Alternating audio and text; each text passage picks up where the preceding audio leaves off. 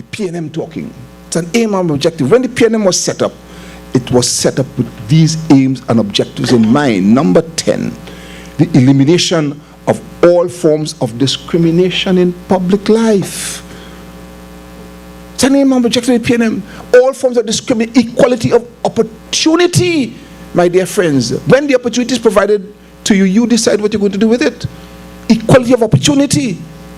Once you have equality of opportunity, then everybody starts off at an even keel, and therefore you decide based on your ability or based on how you choose to use the opportunity given to you, where it will lead you and what the outcome is likely to be. Equality of opportunity for all. Number 11, the integration of the many racial and cultural strains which have contributed to the development of a cosmopolitan society. Integration. Not a divided, fragmented society, an integrated society, my dear friends.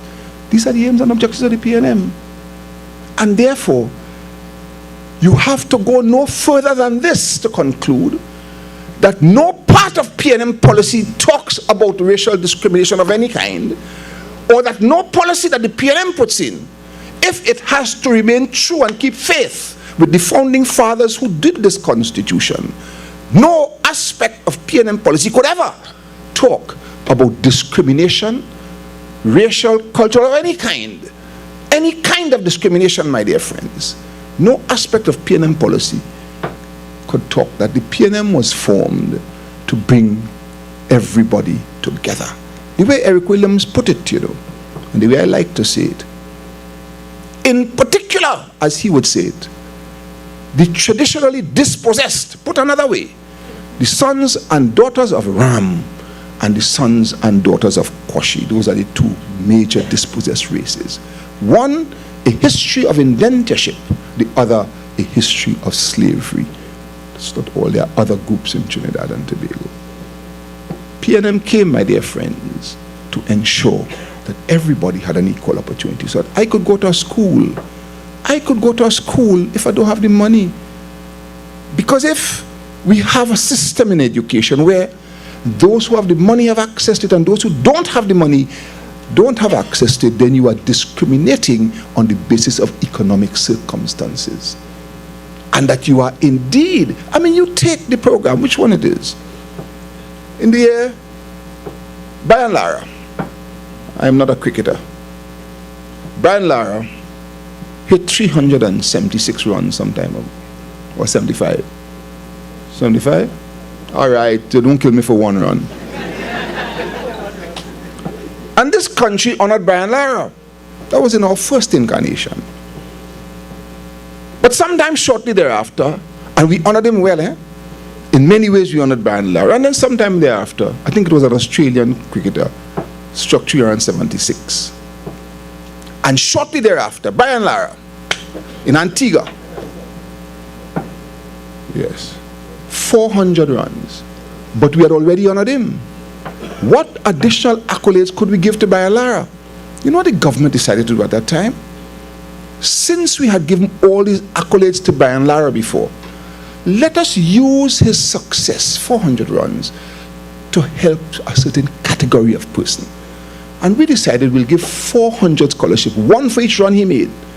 We'll give 400 scholarships to the dispossessed, the sons and daughters of the dispossessed in Trinidad and Tobago.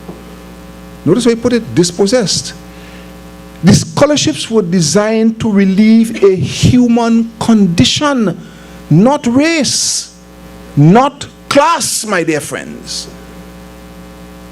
The dispossessed, to relieve a certain unacceptable human condition. That is what the scholarships were about. That was done in 2004, was it? That was the year in which he struck all them runs, 200 in 2004. But that scholarship program came before free tertiary education, which came 2 years later. It came before the University of Trinidad and Tobago was established, my dear friends, where we virtually democratized education, moving from what? From 12,000 places in the tertiary education sector to 55,000 on the PNM rule. We're proud of that. Strike one for the PNM, my dear friends.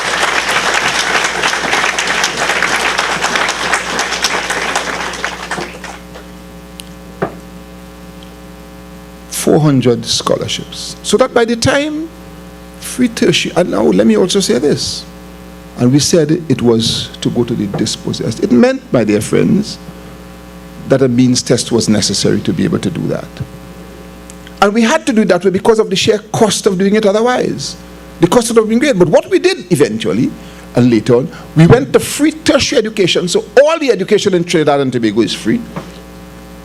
All tertiary education. And in some institutions in the Caribbean, in St. George's in Grenada, well, yes, a certain limited number, and in Jamaica. And also in the University of the Bahamas, in the UWI Law School in the Bahamas, and I think some arrangements also for the University of Guyana. So we did that. So what eventually had to happen is that we had to change that arrangement from a scholarship arrangement to an arrangement where largely people will have to access education outside of Trinidad and Tobago, because those who are accessing education inside of Trinidad and Tobago were already doing so at no cost to them, at the expense of the state. But tertiary education outside of Trinidad and Tobago is very expensive. So what we decided to do is again to apply the means test, and to the extent that people needed the assistance, we sought to make that assistance available. It would mean two things, because once you apply a means test, there's a level of subjectivity in it.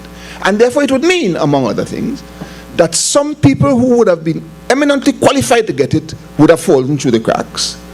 And some people who may not have been qualified to it would have gotten the benefit of it. But those are in the minority. What cannot be disputed is that the vast majority of people who benefited from that arrangement, administered by the Ministry of Community Development, Culture and Gender Affairs, the vast majority of persons who benefited from that arrangement did so and were able to go on in foreign universities to qualify and graduate, to come back to Trinidad and Tobago and to take their place among the citizens of this country who are productive and who are making a contribution to the development of our nation. You read the newspapers this morning, read the editorial in the Guardian this morning. The Minister of Community Development, one Mr. Nizam Baksh, you know what he says? He says, in inaugurating a new board, I think it was said yesterday or something like that, inaugurating a new board for this program, to administer it, he said that priority will now be given to people from rural Trinidad and Tobago. What does that mean, my dear friends? What does that mean? What does that mean? Everybody knows what the demographic patterns in Trinidad and Tobago are. In Trinidad, let me leave Tobago out of this. Everybody knows what the demographic patterns in Trinidad are. And unfortunately, they're based on race. That a large percentage of the urban population come from the African community, and a large percentage of the East Indian population comes from rural Trinidad and Tobago. What you're saying, therefore, tell me what you're saying. And then they accuse us of race. You know what they do? They say that the PNM was racial. And therefore, if we engage in that, we are merely correcting the imbalances that will be set up by the PNM. That's what they say. That's how they justify it, you know. That's how they justify it. Look at the structure of the business community in this country. About 80%, my dear friends, about 80% of the business community comprise citizens of Trinidad and Tobago of East Indian stock. And between the East Indian community, white community, Syrian, Lebanese, and so on, Chinese, it is about 99%. 1% of the business community comprises persons of African stock. 1%. 1%. Yet when we put a program in place called NEDCO, designed to assist people in coming into business, we didn't say that it will be for the African community who are disproportionately represented in the business community. We didn't say that. Never said that. We said we are putting it for all persons who wish to access it and to become entrepreneurs. The program was put in place not for the benefit of the African community. It was put in place for the benefit of all the citizens of the Republic of Trinidad and Tobago. That's how the PNM thinks. See the differences? See the differences, my dear friends? And whatever they are guilty of, they like to accuse you of doing it. Whatever they're guilty of, they like to accuse you of it. So the minute they lay accusation, the PNM breaks. This nonsense about the SIA. What the SIA doing? Spying on innocent citizens. Where the files? Where the files? Where are the files? Who tell me? But I ain't hearing you. Where the files? All of a sudden, everybody backpedal when the question of files arises. Everybody backpedal.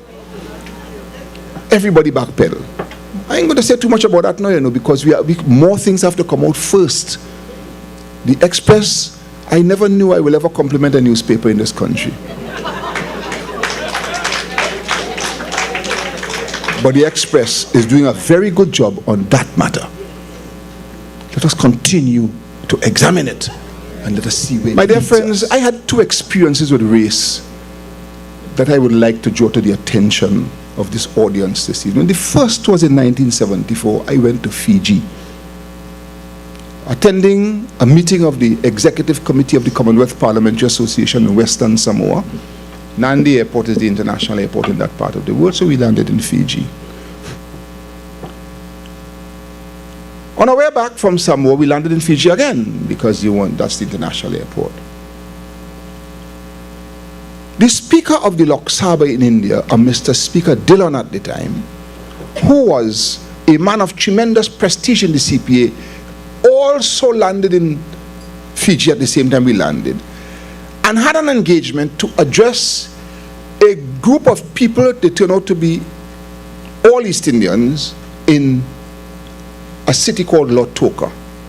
And we went to Lautoka. And as Mr. Speaker Dillon started to speak, comments began to be made from the audience, but not in English, in native Indian tongues. Some were from Gujarat, some were from Andhra Pradesh, some were from other states, and they were speaking in the native Indian languages. I couldn't understand the comments that were being made. But in short order, Mr. Speaker Dillon cut loose. He cut loose. And he told them this was damn nonsense. They must put a stop. I have never seen an official rough up an audience the way he roughed up that audience that night. And it had the desired effect. They stopped. And afterwards, the Indian officials who were with Mr. Speaker Dillon explained to us what had happened. They were making uncomplimentary remarks. Not about Mrs. Dillon, about the rest of the society. In Fiji, my dear friends, the East Indians got there in 1870. The native Fijians were there long before that. And there had a constitution in Fiji that gave political power to the native Fijians in perpetuity. And when I saw that, and I took note of the experience in Lautoka that night, I realized that Fiji was heading for trouble. This was in 1974. Some of you all may not have been born yet. Mustafa Hamid Al-Bul, that's just barely born.